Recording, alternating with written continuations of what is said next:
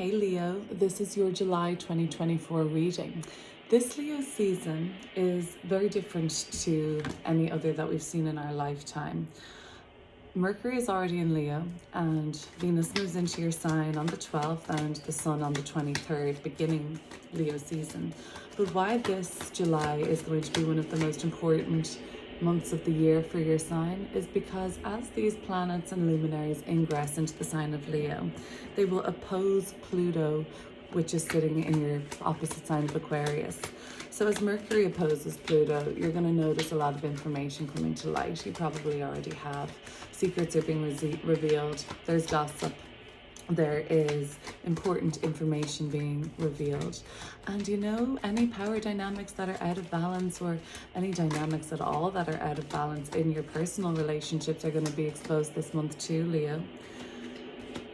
Finally, towards the end of the month, and the Sun moving into your sign and opposing Pluto, and we've got a full moon in Capricorn towards the end of the month, there's a real sort of settling into who you are, because you've been through such an overhaul lately, Leo. You've been through so much transformation, like be that an upheaval in your life, such as divorce, or moving away, or losing a job, or perhaps it's been a really positive overhaul. Not to say those things aren't positive, any kind of overhaul upheaval can feel intense, but there's some sort of a blessing afterwards where we get to rebuild, restructure, and reimagine. But some of you have had like really positive transformation around your physical health and well-being lately, Leo, and like just connections being the severed connections being healed, and just like you're walking, like it's a new phase of life, and some of you are walking on an entirely different path now than you were 6 months ago, than you were a year ago. It has been a huge change for you. And towards the end of the month, you kind of settle into this transformed version of yourself. And I feel like a lot of you are noticing that this version of you is here to stay for a while. Right at the bottom of the deck, we have the Moon card. So the Moon card speaks to the unknown, and it speaks to uncertainty, but it also speaks to what's been hidden. At the beginning of July, what's been hidden is starting to reach surface level. Now, it might take all the way to the Sun moving into Leo on the 23rd for this to be really blown out of the water. The King of Pentacles, you're in a really strong position this month. But the Moon cards is suggesting that there is an unearthing in July, and there is a kind of like what's been hidden, what's been kept secret is sort of coming home to roost. Very successful finances this month. Like, it looks like you're in an amazing position financially. Great. Queen of Swords, and in terms of like your vision for the future and the truth, and the Lovers here. Okay, so we have romance, we have love, we have relationships, we have vision and purpose, and we also have finances. Queen of Pentacles, King of Pentacles, Nine of Pentacles, as well as that being two queens.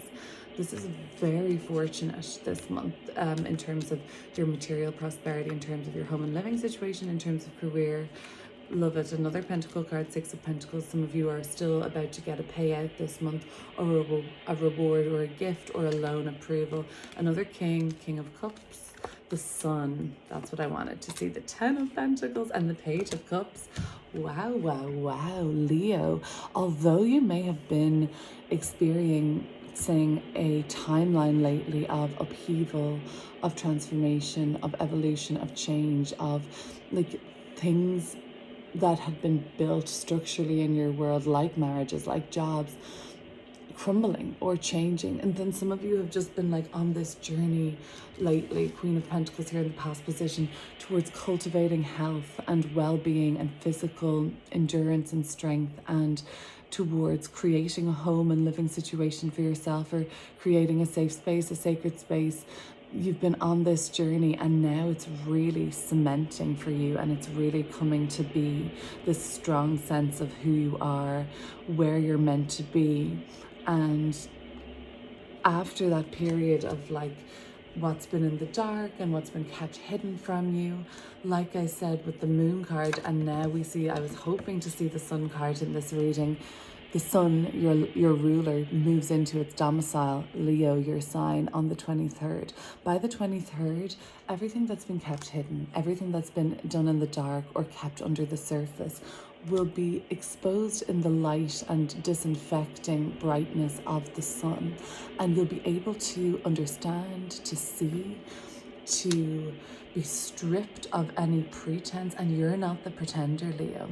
It's those around you, I think, or the structures, or it could be things like that just are in the collective, like in the culture, the media. And it's like a lot of truth is always revealed during this current configuration of Mercury, planet of communication, of information, opposing Pluto, the heaviest hitter of the zodiacal birth chart wheel, for instance, which is the archetype of corruption, truth, digging to the very depths, to sort of reveal the dirty underbelly. That is going to be in your personal life, and you'll notice in the collective that like things are just, coming unearthed. But what's happening for you, Leo, like you've been doing so well lately in terms of like figuring out who you are and where you want to be, and your health and your well-being. And I'm so happy to see this. There's a lot of people around you this month. Like there's five court cards in this reading out of 10. That would suggest that like other people are very important this month. Aren't they always? But for you in particular, you've been trying to go on this like solo mission lately, and like you've recently had a very past like success story, whether it be increased visibility, a promotion, something that just like makes you feel really good. You're proud of yourself. You're continuing to be very proud of yourself. You're trying to do something on your own and like go your own way, go on this kind of journey of introspection. And just this month, it doesn't seem to be possible fully for you because of all the people around. So, you might have more family around, you might be in groups of people, group settings, more celebrations, more of a flow of people coming in and out, like a revolving door of people, and seeing so many different faces and being introduced and interacting and engaging with many different people this month. And there's a part of your soul searching mission that's just putting something on pause, and there's this like need to go deep within yourself to kind of like to figure out where you stand after that recent like period of upheaval. Like it could be anywhere. I mean, it could have been since like the beginning of the year until now, like the first 6 months of the year, or even just in the last 2 or 3 months. But there has been a period that has changed your trajectory, and now you're settling into the version of you that is here to stay. The King of Pentacles, and what a version it is with the Nine of Pentacles. We see some of the best cards for finances in this reading combined. For me, the Queen, King, and 9 and 10 of Pentacles are some of the strongest cards for material prosperity and wealth and success in business and multiple streams of income or revenue, or your stocks or your investments really paying off. So you're in a position of wealth or well-to-do energy this month. The King of Pentacles is telling me your position is really strong.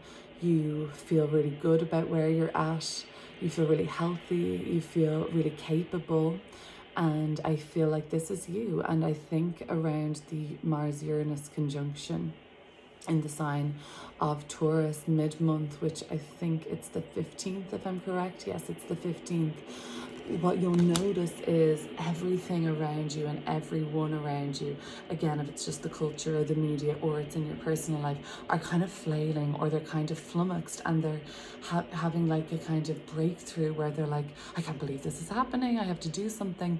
And you're able to witness that and hold space for it because you've been there recently. You've been in that energy of like the Moon card, what's next, I don't know, I can't see, I'm flailing, I'm spiraling. You've been there, but you're furthest from that. Like think back to that period. Was it March when there was just so much change in your world? Was it January where there was something just uncertain, or you were trying to rebuild? Now where you're at, like think about where you're at now. King of Pentacles, one of the most stable, dependable, strongest positions you could be in this month. But at the same time, Mars and Uranus are conjoining in Taurus on the 15th, which collectively is going to represent shockwaves. So you're able to bear witness and hold space, but you're not affected by the collective upheaval this time. The Nine of Pentacles. So you actually are incredibly proud of yourself as a result because of how well you've set yourself up for success. This is about that solo journey. The Nine of Pentacles is incredibly independent. And the thing about it is that you've been there, done that. You've been through the tumult at this point. So now you've set yourself up for a period of success that is far, far reaching, full of longevity, like legacy. We're talking about what you're leaving behind here now. When we see the Ten of Pentacles, when we see the King of Pentacles, and even the Hierophant, it's not here, but I can visualize it for you. It's like, this is talking about legacy now. And it's not just like what you're leaving behind materially, it's the mark that you're leaving on the world as the person you've become. And like that person you've become has this lasting quality. It has something that is pure and that isn't just sort of fading out at all. It's really true. Okay, and the Queen of Swords and the Lovers card. Let's talk about your romantic relationships now, Leo. Something about first of all, those of you who are in a romantic relationship, yes, it's a soulmate you've met, right? That's the Lovers card. It's something to do with you being here together to create something together. It doesn't have to be Page of Cups, a child at the end of the day. Some of you are in relationships, are opening up to the frequency and creative force that comes with a procreation energy. Okay, so some of you are preparing for that blessing. Some of you are just even subconsciously doing the energetic work that it takes to prepare for the role of motherhood or fatherhood. And the blessing of a child could be coming through for some of you even this month, okay, or in the very near future. Another thing that you might be doing in terms of romance and in terms of your relationship is creating a vision for the future based on something that you want to birth together. So you might be birthing something together that looks like, yeah, something very literal, but it also could be a business model, a concept, an idea, a vision, something joyful, something creative, something that you both pour your heart and soul into. That's what's coming up for me in this reading in terms of, if it isn't a lover in terms of romance, it's a business partner. You have clear vision for the future with your person. It's a soulmate, it's connected. And for some of you, you're really opening up to the blessing of children in your life.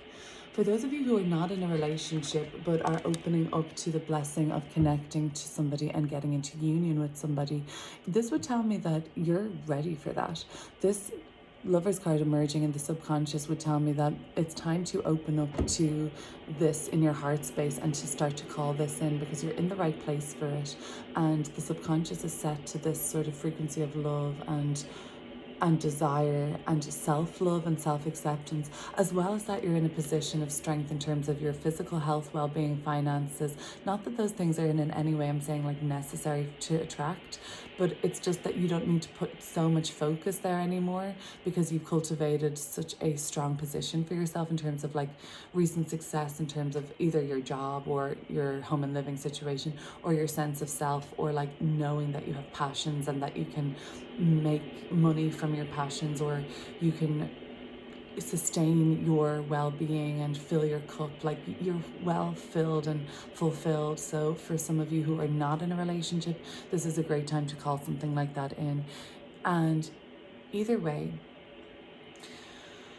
the Lovers is also about just radical self-acceptance and self-love. And what comes with radical self-love and self-acceptance is the invitation then to take radical self-responsibility and accountability.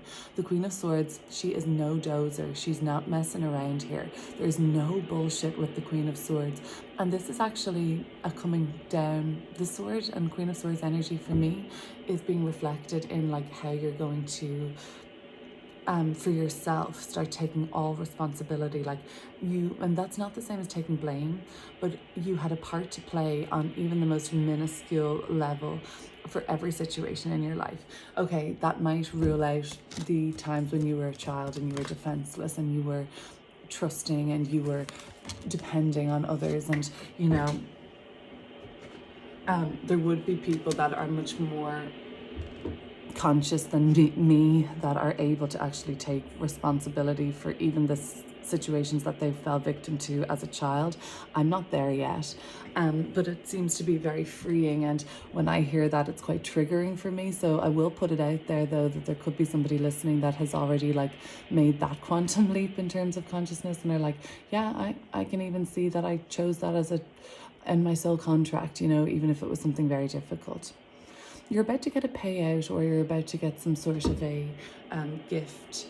You're about to get some sort of a settlement or some reward, right? And this could come through around that full moon in Capricorn. Before the 20th of the month, it does tell me that like something is in the pipeline for you and something is very much in the works. I just have to get my baby's awakening up. Let me just grab him.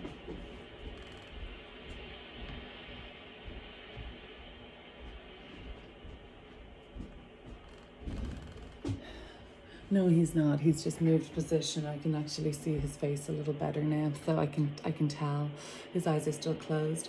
But what's happening here is that the Six of Pentacles is representing some sort of a you know, Leo, I owed you this, or Leo, here you go, like a gift or a needed bit of support, emotional support. Hey Leo, let me take this off your hands. Can I give you some time to get this done? What do you need? There's so much emotional support. Oh my God, this is just an amazing month for you, Leo, and I think you deserve it so much.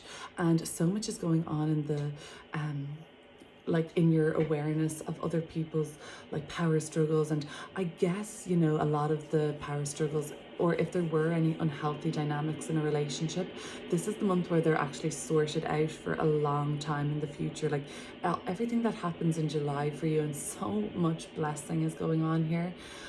It's for the long term, let me just say that. We'll go into this a lot deeper in the extended, and this is probably going to paint a different picture in the extended, because I mean, I'm finding it hard to even go very deep with this. It's blessing after blessing. Like, you've the strongest sense of material prosperity than you've had in a long time this month, and love and connection and vision for the future together, and dreams and hopes for a life together, and love, and maybe children, maybe just creative projects, maybe travel, maybe just fun. That is all here too. For those of you who are not in a relationship yet, I think that there's somebody in the pipeline, you know? The King of Cups, it's like you're about to meet somebody. It's like you've just seen them on the street or seen them in your dreams. You're about to connect on the physical. It's really, for me, I'm seeing this King of Cups being very close by for those of you who are not in a relationship yet, and if it's something you like. If you're not in a relationship and you're not calling anybody in, what about committing to yourself now, fully accepting yourself, fully loving yourself? I think whether we're in a relationship or not, we can use that advice of the King of Cups. Deep transformative love, and unwavering compassion for ourselves, and grace and forgiveness. The blessings that will be activated even more from that kind of love and acceptance. Some of you are taking a good long, like, straight look in the eye at your childhood and seeing things very clearly there, and seeing what happened, and we'll get into that in the extended. A surprise is in store for Leo at the end of the month. By the end of July, going into August, you're met with a visitor, a friend, somebody coming to see you, somebody calling you up and say, I'm coming, or you're given a gift or a surprise or a party, or just running into something, or a pleasant energy coming through. Now the baby's awakened. Hey, baby Shay. Hi.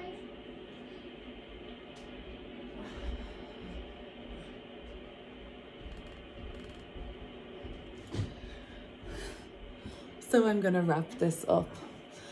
So yes, a beautiful and pleasant surprise coming for you at the end of the month, Leo, the Page of Cups.